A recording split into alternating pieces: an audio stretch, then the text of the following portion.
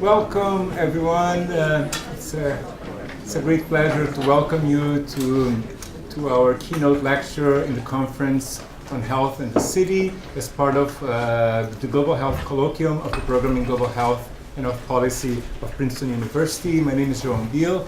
I'm a professor of anthropology and also co-director of the Global Health Program.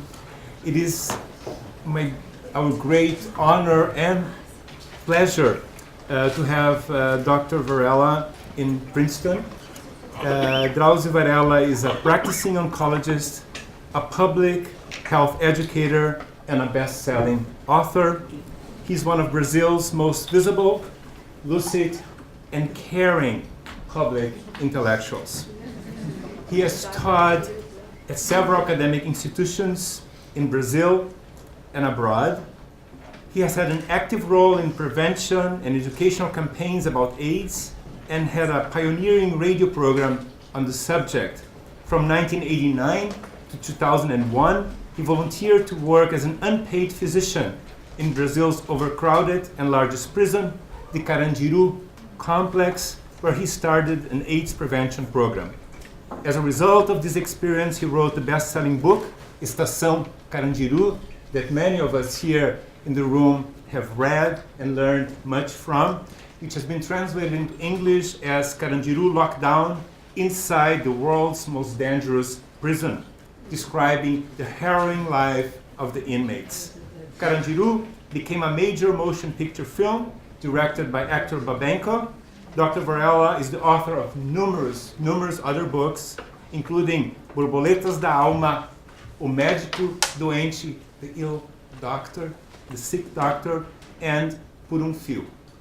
He writes columns in various newspapers about health and hosts his own television talk show about health and medicine on the Global TV network. And I want to conclude my brief remarks by reading something of Dr. Varela to you who have not yet read him or who have read him, and we have many students here who are reading him for coursework, intellectuals, colleagues from Brazil and from Princeton. And Dr. Varela wrote this remarkable book called Os Carcereiros. And I want to read an excerpt that I just translated on the road. So forgive me, Dr. Varela, for my monkey translation. It reads like this. After visiting prisons for over 23 years, it makes no sense to speculate what I would have been had I not lived this experience. The human is the set of happenings and things stored in our memory and those we let to forgetfulness. I would most certainly have been even more naive and simplistic. Living would not have brought me clarity, the clarity of the perception that between the good and the evil, there is a gray zone, just like the zone that separates the righteous and the bad, the generous and the egotistic. Without these visits to the prisons, I would have known less about my country and the grandiosity and pettiness of the society I am a part of. I would have known less of what medicine truly is. I would have a much more shallow view of the human complexity. With those words from Dr. Varela, I want to welcome you all to this session. We are so honored to have you with us. And we will have Pedro Meira Monteiro from the Department of Spanish and Portuguese as a discussant. Let's please give Dr. Varela our most warmest welcome.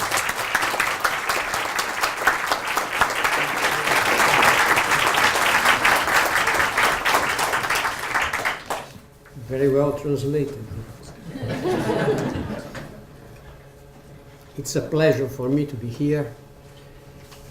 And I thank João, Lily, and all the people, all the organizers of that conference. I was born during the Second World War in São Paulo, Brazil. At that time, a 2 million inhabitant city, which had become industrial since the beginning of the 20th century. We lived very close to downtown, in a grayish area, crowded with children, dogs, and collective houses, where the whistle of the factories marked the routine of the blue collars, of the women's errands at home, and of my little companions playing soccer the whole day on the sidewalk of the factory in front of our house. If I failed to be a famous soccer player, it was not by the lack of training.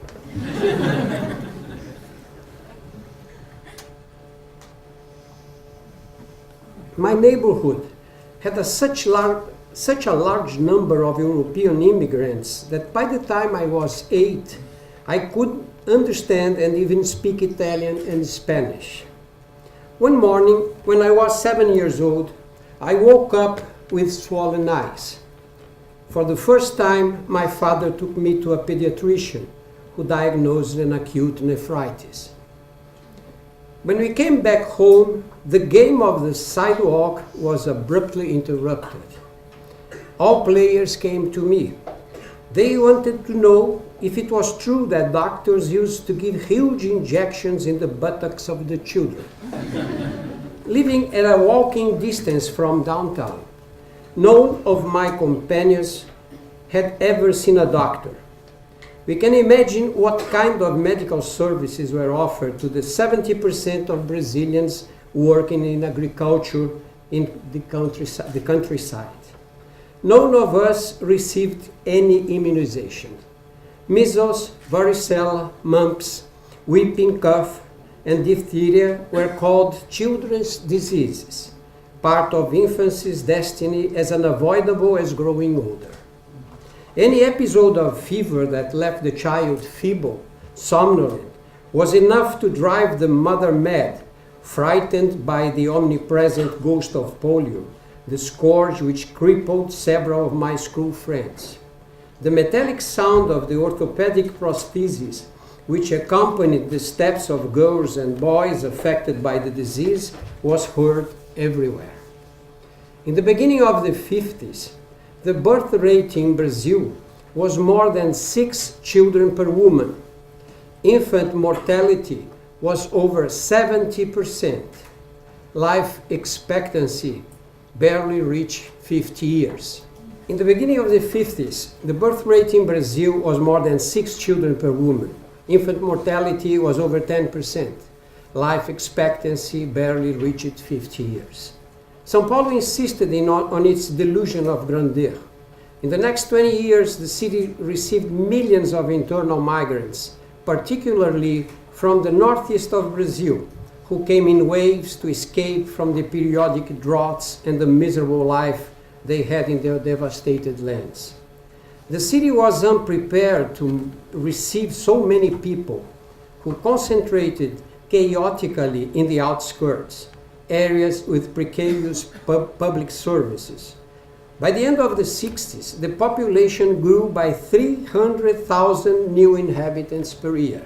I finished medical school in 1967. My internship and residency were completed at the most important public hospital of the state, who received patients from all over the country. Most of them had parasitic diseases, among them schistosomiasis, caused by a waterborne worm which penetrates through the skin and provokes hepatic cirrhosis. Chagas disease, caused by a protozoan transmitted by an insect, leading to cardiomegaly and congestive heart failure many years later. Malaria, tuberculosis, typhoid fever, and even smallpox. Intestinal worms were frequent in adults and almost universal in children. We had an entire ward just to treat undernourished patients. In the pediatric ER, the number of cases of diarrhea and dehydration was astonishing. In 12 hours of work, we usually had 3 or 4 deaths, sometimes 5 or 6. To lose a child was so common for a woman that it was not enough to ask how many children she had. It was mandatory to ask how many survived. I remember leaving the hospital by the end of the day depressed, outraged at the social order responsible for the silent suffering of those families. Under the impact of that reality, I decided to dedicate my professional life to the public health system, a dream that lasted only 2 years. Medical assistance was undermined by heavy paperwork and unmotivated doctors and nurses. Impossible to raise a family with the salary paid by the state. In 1972, I started working at the Cancer Hospital of São Paulo. Clinical oncology fascinated me. 42 years later, it's still my main activity with a busy clinical practice. At that time, Brazil had 90 million inhabitants, 6 million of them living in São Paulo. At the beginning of the AIDS, I spent 3 months at the Department of Clinical Immunology of the Memorial Sloan Kettering. New York was the epicenter of the American AIDS epidemic. That stay changed my life. A disease that involved a probable virus, immunodeficiency, and cancer challenged my intellectual curiosity. I spent hours at the library of the hospital trying to read all articles published in medical journals.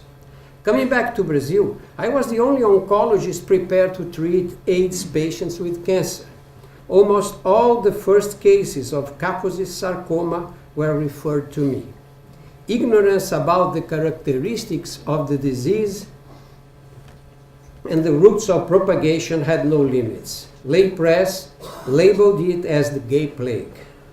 Heterosexuals, especially women, considered themselves free of risk. Unprotected sex was a routine in Brazilians' lives, and there was a hidden epidemic of injectable cocaine in the underserved periphery of the city. In 1985, I received the invitation to be interviewed by one popular radio station of the city. It was the beginning of my long career as a mass media medical educator, which reached TV Globo, the main TV network of Brazil, in the Sunday night most popular and traditional show. 4 years later, to film a video about AIDS, I went to the detention house of São Paulo, popularly known as Carandiru, an overcrowded prison 15 minutes by subway from downtown, with more than 7,000 inmates, at least 2 times the full capacity of the facilities. They were distributed in 7 pavilions. Cells had a variable number of men, 2, 5, 18, or even more. Space was a costly luxury. When I walked in and the heavy iron door slammed behind me, I felt the same tightening in the throat that I had as a boy watching those black and white American movies of jails and prisoners trying to escape from them at matinees in the cinemas of my neighborhood. In the following weeks, I couldn't get the images of the prison out of my mind. Men leaning against the door of their cells, the unshaven warden, a distracted military police officer on the rampart holding a machine gun, echoes in the gloomy corridor, the smell, the swagger of hardened criminals, tuberculosis, cachexia, and the figure of a dedicated doctor, my former student, who cared for the prisoners with AIDS. 2 weeks afterwards, I talked to the director of Carandiru, who would be killed by criminals 15 years later, and offered to implant a voluntary AIDS prevention program for the inmates. In those days, I already had 20 years of clinical experience with critical and terminally ill cancer patients. Even so, I was shocked with the suffering of the prisoners dying of AIDS in the infirmary. I spent the weeks introspective and uninterested in social events. My wife said she had never seen me so quiet. My introspection, however, didn't reflect the sadness that perhaps I should have felt as a doctor faced with that human misery. The perspective of delving deeply into the criminal world, although frightening, fascinated me so much that, to be honest, I was happy, excited about my work, and in love with medicine, a profession as capricious as the loved woman, capable of provoking unexpected crises of passions throughout all the life. From May to August, assisted by 6 skilled inmates, former addicts to injectable cocaine, I took blood samples of 1492 men. Those men were enrolled in the program of intimate visits.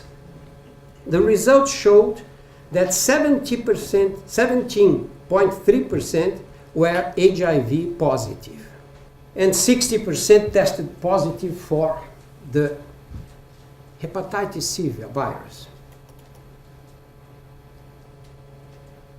Those were the guys. In addition to these inmates, we studied 82 transvestites doing time at Carandiru. 78% tested positive. Of those who had been in the prison for more than 6 years, the prevalence was 100%. The infirmary was, in fact, a corridor with ordinary cells on both sides. Inside of each, a metal trundle bed with a foam mattress cut with a knife, a toilet, a sink, and nothing else. On the wall opposite to the heavy door, there was a barred window with broken pane.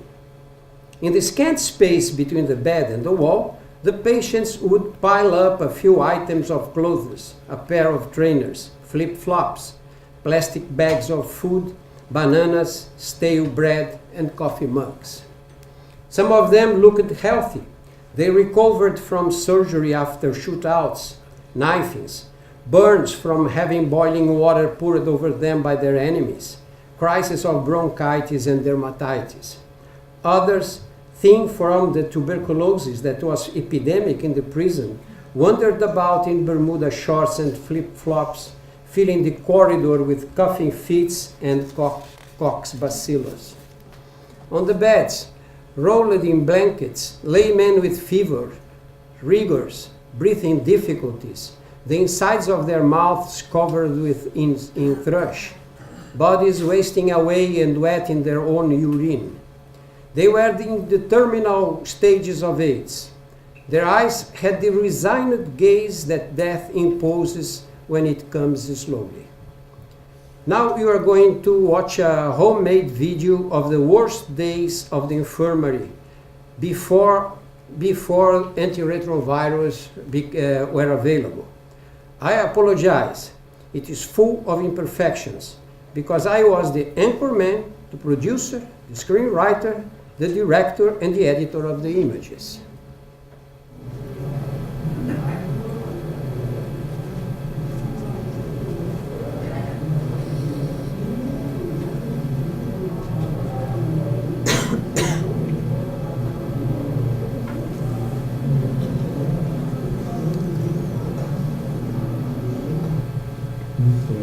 Através de agulha, não sei como foi, nem falar direito consigo. E aí, senhor, o que pode ser feito por mim? Minha cadeia é 3 anos e 6 meses, estou tirando 3 anos. Mas agora em junho, quer dizer, falta 5 meses só. E eu estou num estado bem avançado do HIV e o induto é prejudicial, né?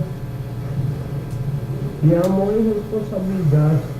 Até sexta-feira, você bebe um remédio. Chega no final de semana, vem um médico flexionista que nunca te viu, não sabe o seu problema. Vai lá na prescrição do seu médico, que te acompanha diariamente, e muda tudo os remédios. E você vai perguntar para o enfermeiro, eles falam, estou pagando o que está na prescrição.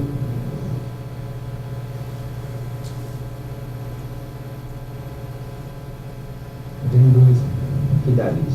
Um filho estava com 17 anos agora em abril, esse mês, o outro está com 1 mês e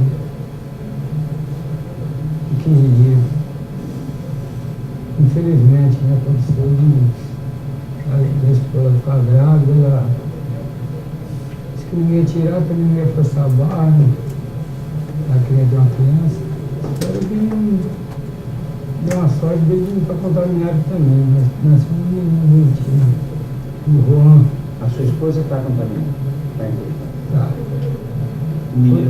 Foi através dela que eu soube da notícia, né? Casava fazendo no Hospital das Clínicas, e lá deram a notícia para ela, e assim eu fiquei sabendo. Não foi minha casa que me mandou. Companheiro, se não fosse eles que seguram aqui. Eles que seguram. Um segura a alimentação ali da copa, o outro a faxina e outros companheiros da enfermaria. Falta remédio, eu não como mais de 12 dias aqui. O médico receitou B12 com Plexo B. Até agora só vem esse soro vaporizado. Não sei onde essa vitamina da carne. Mas não é possível que não tenha. Tamanho de um presídio desse, não tem a vitamina. Onde que está a vitamina? Só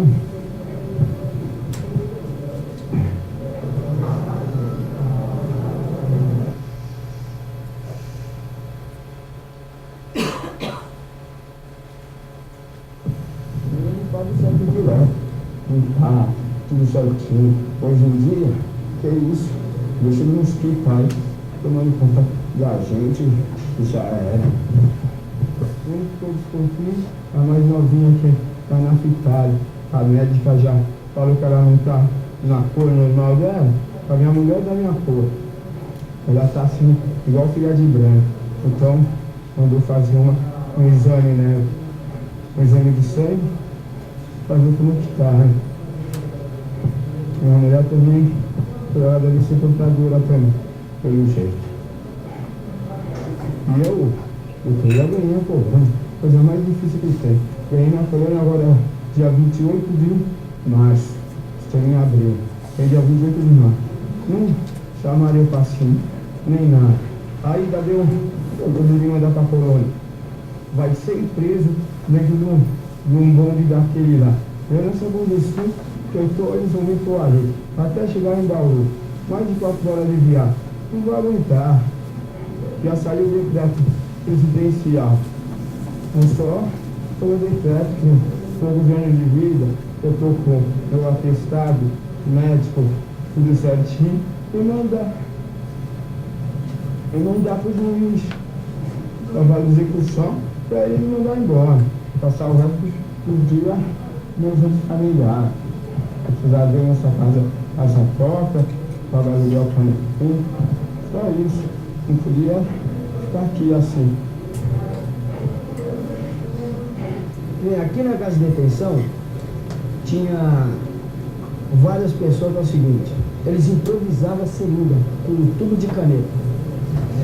Caneta bico. Então eles pegavam o tubo da caneta, um araminho, a borrachinha do chinelo e ali a agulha ele arrumava, né? Meus dedos, né? Ali só ele usava. Esse se prevenia, já que ele não tinha condições de ir na enfermaria, não tinha conhecimento de arrumar a seringa, então improvisava. Agora outro já não usava esse mesmo método. Eles iam naquela. Eu uso, ele usa, a água lava, né? Diz que a água só não lava a língua de gente sem vergonha, mas isso é mentira. Que se for assim, tanta gente sem vergonha pelo mundo e a água não lava a língua deles, não é? Então veja bem, hoje em dia aqui dentro já não se usa mais o baque. Eu tenho um bom conhecimento na cadeia, ando de todos os pavilhões, eu não vejo isso, certo? A droga dentro dos presídios, isso sempre existiu e sempre vai existir. São vários os meios para que a droga entre ali na casa. Quer dizer, não cabe a mim falar como, também não tem nem condições, certo?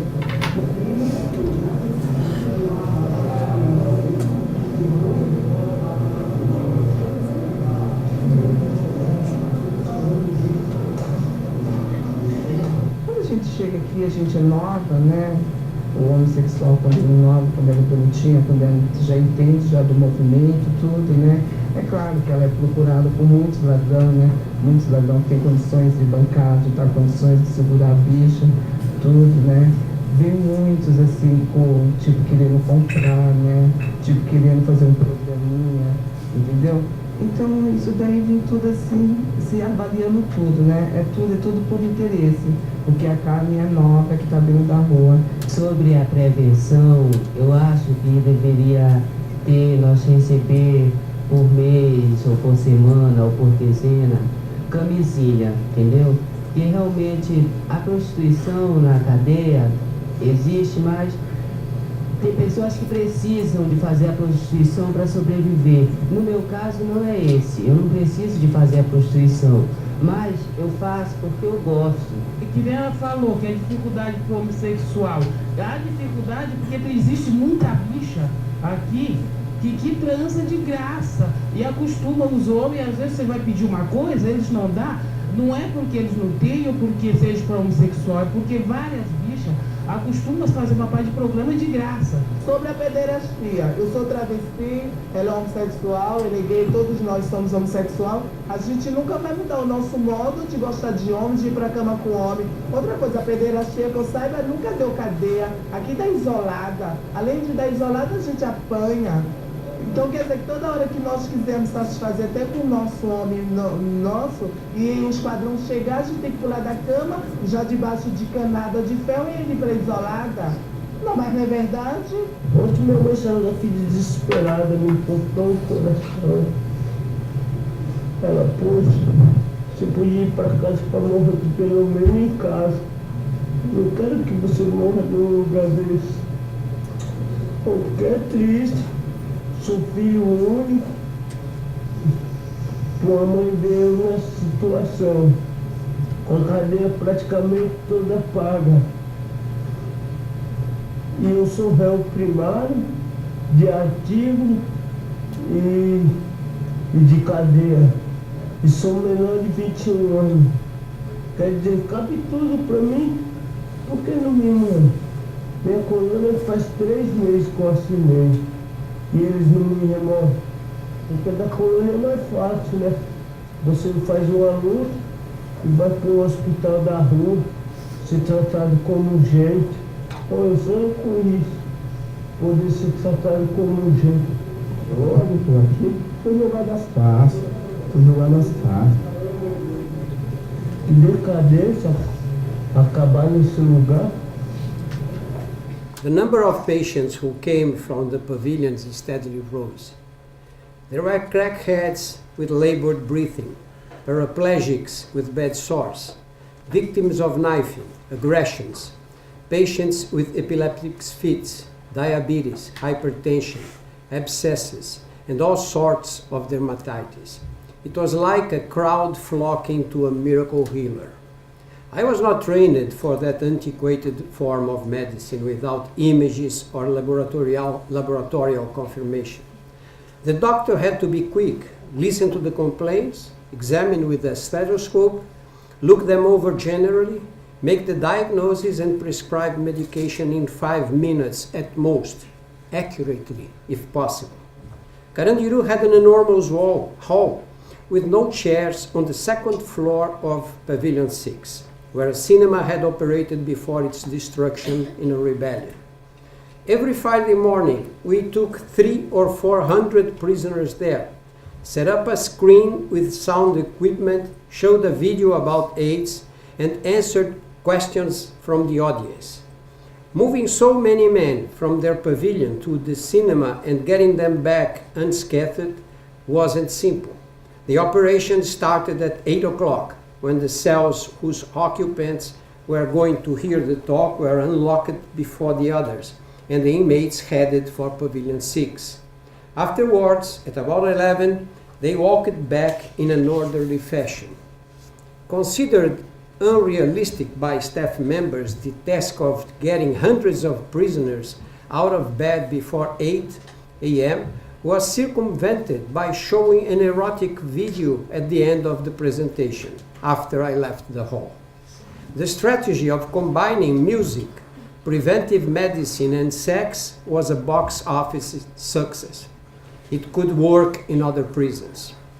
Week after week, For more than 10 years, hundreds of prisoners often crossing paths with mortal enemies without a single incident. There was a pact of respect from the Friday cinema. The man sat on the door. On the screen, we showed a video of popular singers. At around 9 o'clock, we stopped the music, turned on the lights, and I would get up on the stage to say, "There is an AIDS epidemic in the house. Your mates grow thin and weak, go to the infirmary, and never come back. Pay attention. There is nothing sadder in a man's life than ending his days in jail." The questions they raised were concrete and respectful. They wanted to know what to do if they came into contact with the bodily secretions of someone with the virus, the risk of transmission to family members, the first symptoms, and the time the disease took to develop.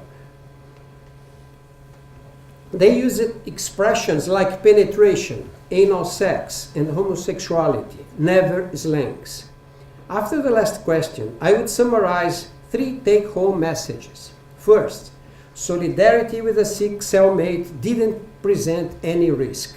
Second, without a condom, HIV could pass from man to woman, from woman to man, and from man to man, a practice in which the active partner was also at risk. Third, everyone who shot up cocaine was going to catch the virus. At the end, I would add in an evangelical tone of voice, if you can't escape from the hell of cocaine addiction, use it in a suppository form. Swallow it, smoke it, but don't shoot it up for God's sake.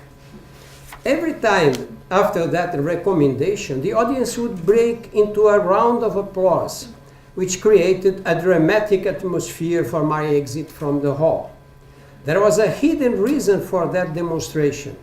Crack cocaine invaded the jail in 1992. Within a matter of months, cocaine injecting became unpopular and limited to a few die-hard slammers who later died of AIDS in the infirmary. Following the path of what happened in Carandiru, cocaine injections disappeared completely in the city, a phenomenon demonstrating that drug abuse is also a question of fashion. In January of 1994, we repeated the HIV prevalence study conducted 4 years earlier. Now, 13.7% of the inmates tested positive, against 17.3% in 1990. In 1998, the prevalence had fallen to 7.2%. Even crack has a good side.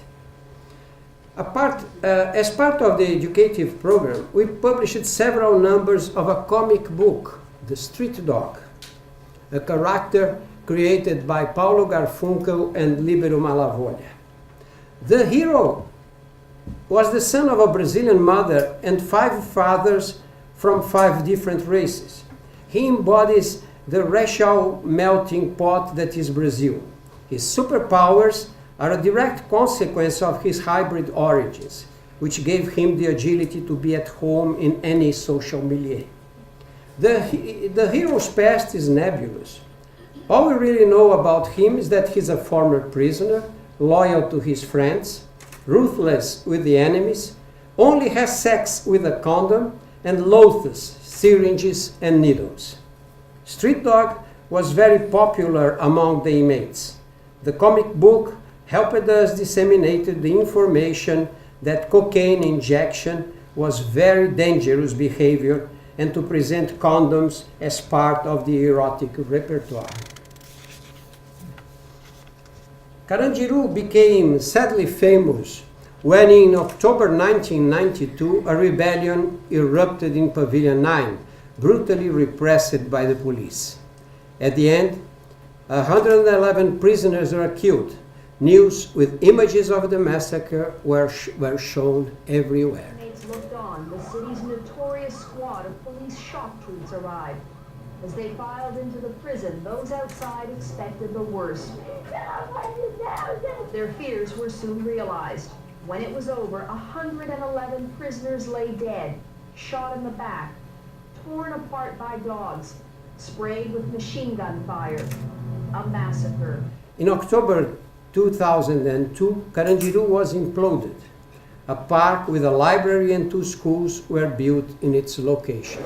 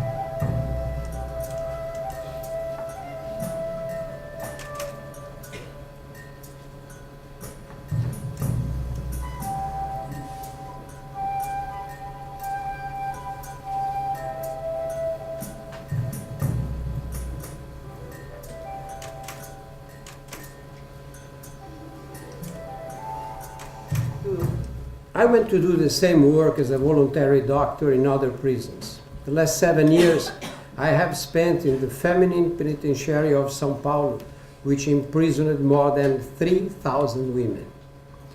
As we saw this morning, in 1988 a new constitution was promulgated in Brazil. According to it, health is a right of the citizen and a duty of the state. No country with more than 100 million inhabitants dared to be so generous. The only problem is that they forgot to mention who would pay the bill. Now Brazil has 200 million inhabitants. Around 50 million have access to private health insurance. 150 million depend exclusively on the public health system. Distribution of resources is uneven. The public sector spends around $40 billion per year, against $34 billion for the private sector. In spite of those difficulties, the public sector has had some significant achievements. Our program of immunizations reaches virtually all children and is recognized by the World Health Organization as the most comprehensive of the world. The old spectrum of children's disease almost disappeared. We eradicate measles and polio. The Brazilian program of organ transplants offered by the Ministry of Health with no charge has the same recognition. The free distribution of antiretrovirals for HIV-infected people, which Brazil pioneered, changed the history of the epidemic in the country. In 1996, when the program was launched, we had the same prevalence of infections as in South Africa. Now, at least 10% of their adult population is infected, against 0.3% in Brazil. The success of the Brazilian program changed the way the AIDS problem was dealt with in the world. Today, many countries receive international support for similar interventions in the 5 continents. Population growth in São Paulo was impressive. The greater São Paulo of today has more than 20 million inhabitants, is the 8th most populated city in the world, and the most important financial center of Latin America. It grew vertically. To see the moon, I have to risk my life at the window of my apartment. It's an anthill of hurried women and men. The unbearable traffic doesn't respect the time of the day, the flow or counterflow. Urban violence, contagious disease, became universal phobia. We built more overcrowded jails. Ragged homeless and crack cocaine abusers wander in some downtown neighborhoods. Besides a fast-growing and affluent middle class and a bourgeoisie with plenty of privileges, the city is surrounded by poor houses with facades in bricks and rough graffiti, crowded buses and trains, and groups of unoccupied teenagers at the corners. Single mothers are 3.5 times more frequent among the poor. Such an uneven distribution of income creates a schizophrenic reality to be faced by the health system.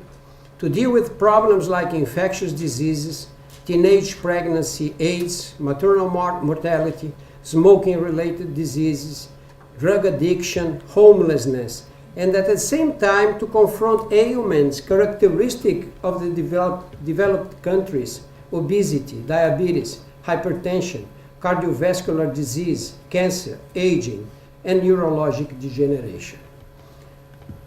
52% of the adults are overweight or obese. If the prevalence of obesity insists to grow at the same rate of the last decade, we expect it to reach the American numbers of today by 2020. I have known clean and well-organized cities inhabited by educated citizens at the seaside or in the middle of the mountains with unlimited horizons, silent streets at 8 p.m., bars and restaurants closed at 10, charming places, magic landscapes, very pleasant for a weekend. But for neurotics like me, with the soul impregnated by the madness of São Paulo, to live in one of them would be to flirt with suicide. What challenges and enchants me in São Paulo is what has to be done, the unexpected, the urban pandemonium, which obliges me to reinvent the way of living 2 or 3 times per year. It's the human landscape, the mixture of blacks, whites, Asians, ladies in sober clothes, boys with caps, couples French kissing unaware of the passers-by, men in jackets, charming women, homeless people on the sidewalks, transvestites, gay men hand in hand, alcoholics speaking alone, whores, guys delivering pizzas, and the legion of motorcycles rushing insanely between the cars. I will spend the rest of my days in that tormented city, ugly, unequal, aggressive, gigantic, absurd, with museums, bookstores, jails, bars, restaurants, symphonic orchestras, and more than 100 theatrical performances every weekend. And above all, to work and live in contact with the critical mass of disquiet and diversified people with life histories quite different from mine, who will build São Paulo of the future.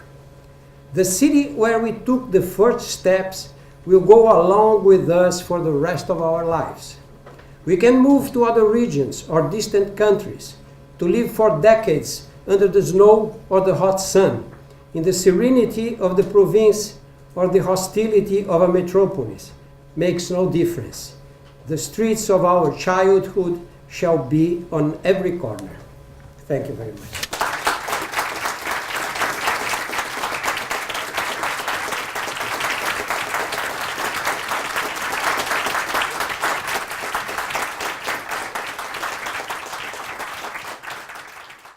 Good afternoon.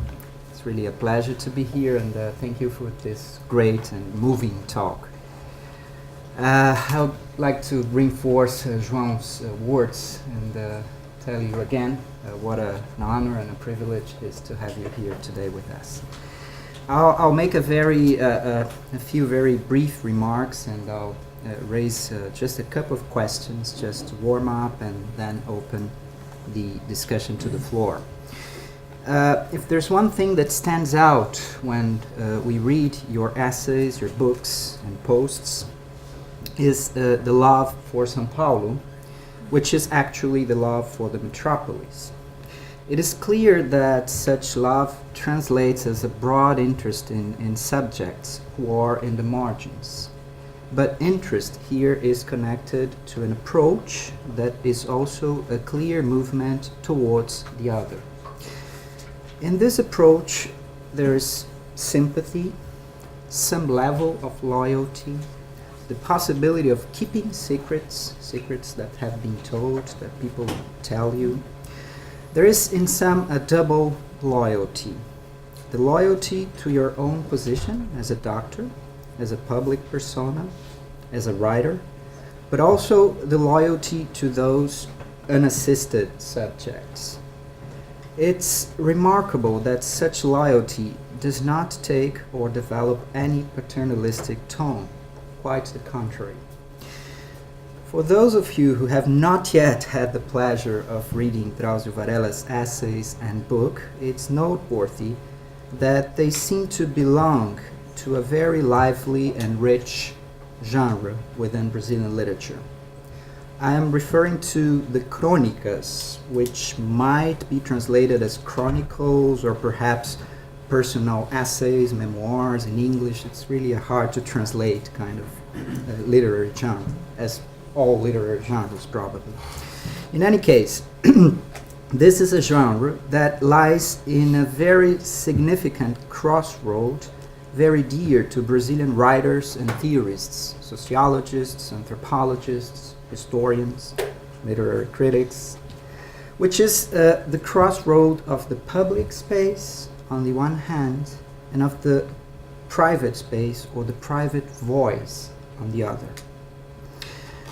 One might say that this is not entirely or solely Brazilian, but I believe that in Brazilian history one can find a consistent fusion and confusion of the public and the private spheres. From a theoretical and political point of view, this is a huge problem. But here I would just like to ask you a question. How do you see, how do you feel yourself within the history of the Crônicas, or the history of literature? And how do you put together, or how do you negotiate with those two spheres, the public and the private spaces, from street to prison, from the street to the house, from the house to the prison again? You are always shifting. The other question, which is actually related to is almost a consequence of this first question, is and one more thing that calls my attention as a reader, as a big fan of yours, is the role of memory in the way you narrate the city, as we just seen. I'm very impressed by your ability to interweave remembrances from a distant past, your informant's past, and the most brutal and actual thing that is happening in the city right now in front of us. In the case of both Carandiru and Carcereiros, and as they just mentioned, Carandiru has been translated into English, in the case of both books, the way you enter those spaces within the detention center or the detention complex, either through the side of the inmates or through the side of the carcereiros, the custodial agents, is a very subtle and direct one. In other words, once you enter the jail, we realize that you are very straightforward, as if you knew where you were heading to, and very delicate, very observant, and very careful about hearing people, which is a rare combination. I'd like to stress here this at once stylistic and political issue. You are subtle and you are deep when you venture yourself out into those spaces with and within your narration. It's absolutely impressive, and you must read him. For instance, the scene, you just recuperated a small part of it, but It's absolutely impressive, the scene when you first enter Carandiru. I mean, the many steps, the necessary patience to wait until you are allowed to enter.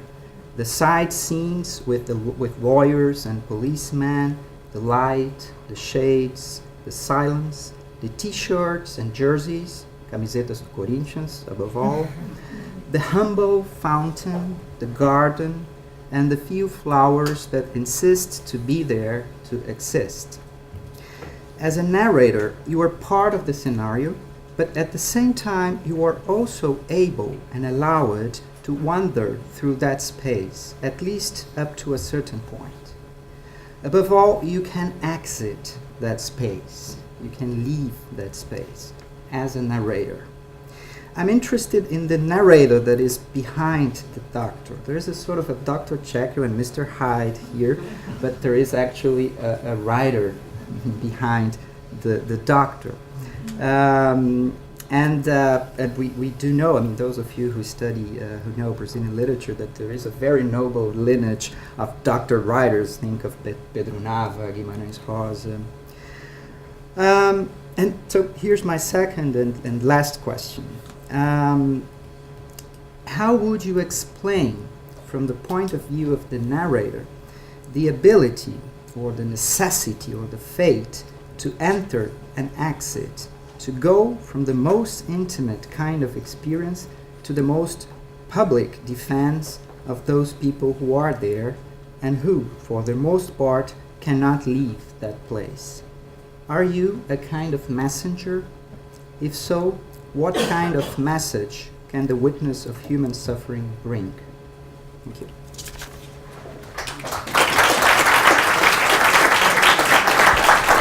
This type of work in prison, it's a problem in my life, because most of people think that I do that in an evangelical way, you know, go there to save those souls, those lost souls. And it's not true. I went there because of a curiosity I have to this underground world.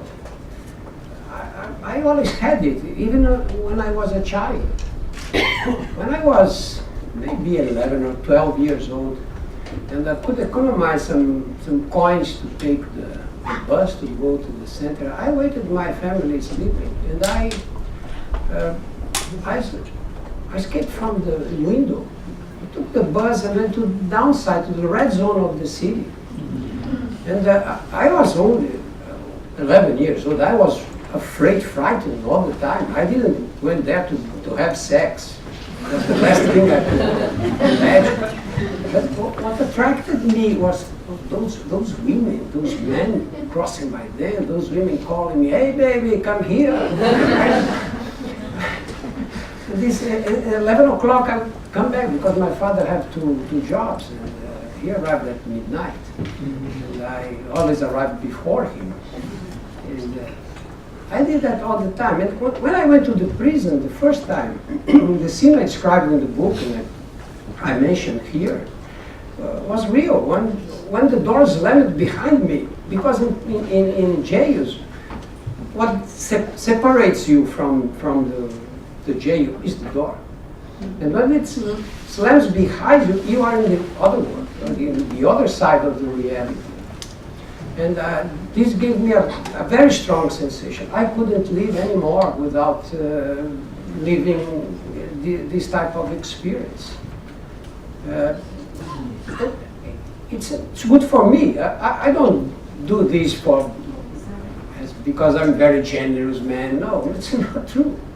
I do this by myself because it enriches my life. And as a doctor, when I see patients, of course, that I have some personal and empathy and so on.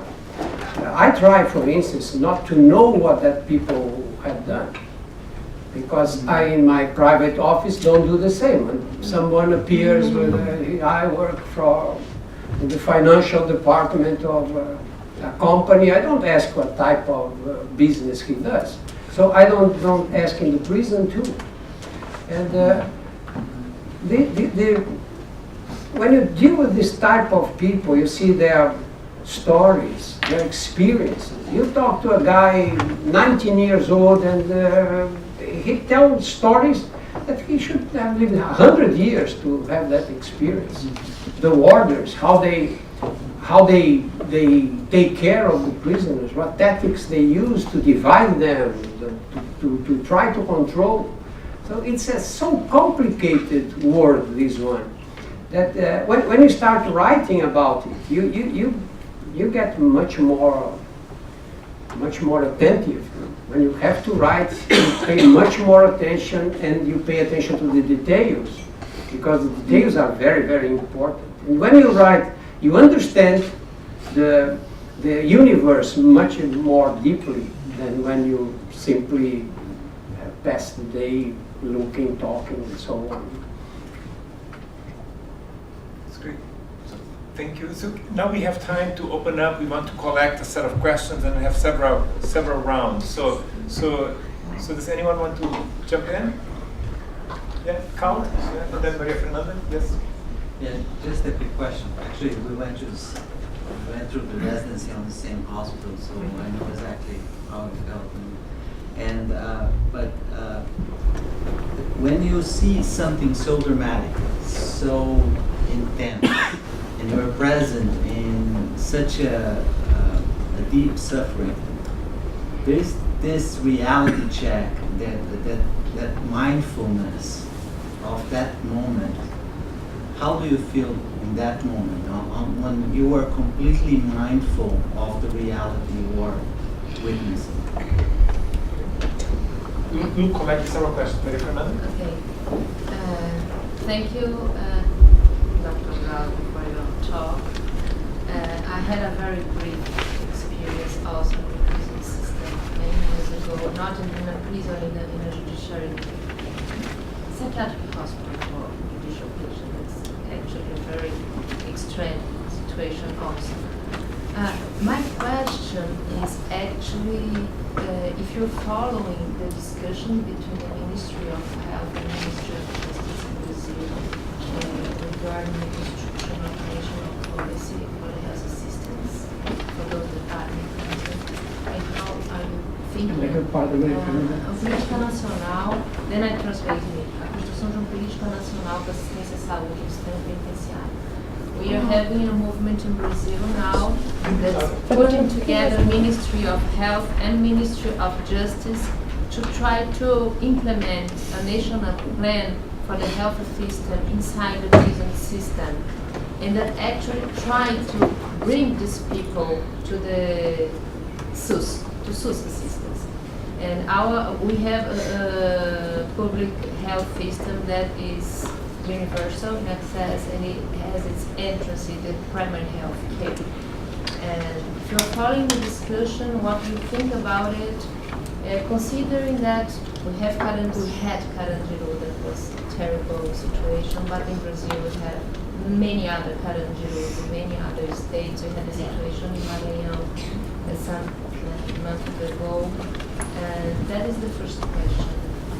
The second question is related to some ethnographic studies that's being done in the prison system in São Paulo, and that is discussing how the relations in the system changed a lot, mainly related to the presence of the PCC, the first command of the capital inside the prison system. And for people who don't know, that's the organized crime, let's say running the prison from within. Yeah, it's a criminal organization that was born inside the prison system in São Paulo, and some studies say that they are actually a very powerful structure inside the prison system. So how do you think this? It's been said that PCC was born in the 90s, so when you were there, kind of your working. So I'd like to hear you a little about this experience and how you believe the role of PCC to the system. It's more a curiosity than a question. After your deservedly successful book on Carandiru, some former inmates also wrote books telling their stories about Carandiru. Have you read their books? Were they important to your reflection on experience? I had a question too. I was incredibly moved by your words and by the images, and then there was that moment of the implosion. The close-up,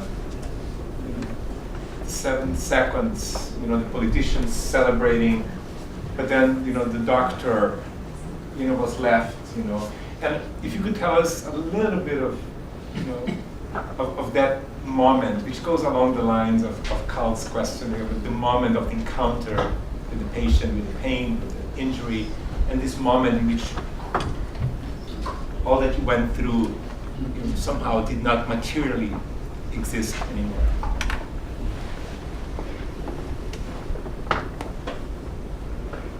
I'll start with counting about the dramatic experience, this privilege of being a witness of these very hard moments. I'm not very sure, because I've been doing this work for the last 25 years now. So I'm so involved now in this environment. I have friends there, very close friends. We have a group of warders from the time of Carandiru. That when Carandiru was exploded, we decided to make appointments every 2 or 3 weeks, and to go to bars and drink beers and cachaça and talk about prison all the time. And we do it regularly, 2 or 3 times, every 2 or 3 weeks. And by the end of the year, we organize a party, and they are allowed to take the wives and the daughters and so on. And I think that I'm a part of their world, and I am a part of that world too. And I can't live without that. It's possible to live, but life gets poorer, because we have a tendency to communicate and to have friends among people who think as we think, that have the same intellectual background and so on. And life gets very poor if you only have this relationship with people that thinks exactly how you think too. The contradictory is very, very important. I never wasn't interested in national politics. I work very hard. This is part of my life. It's not the whole life. I have patients, and I have a very busy clinical practice. And I always became a part of politics. I didn't have any connection with the state or with these commissions of the penitentiary system. They invited me several times, but I think it's not what I know how to do. If you get involved in politics, you need a special talent for that. I don't have this talent. I'm sure I don't have it. And about the PCC has a long story. I know it very well. I knew all the guys who are the commandants of the PCC. The PCC was a consequence of this massacre, the massacre which occurred in Carandiru. And society is very curious, because the guy who was the military, the chief military who invaded Carandiru, was elected twice as state deputy. In Brazil they have numbers. And he put the number 111 at the end of his candidacy. And he was elected twice with a very expressive number of votes. And PCC appeared because in the period after, I was in Carandiru at the very same day of the massacre. I left the prison at 1 o'clock, and the rebellion started around 2 o'clock, 3 o'clock. After that, prisoners knew that nobody would invade the jail for many, many months.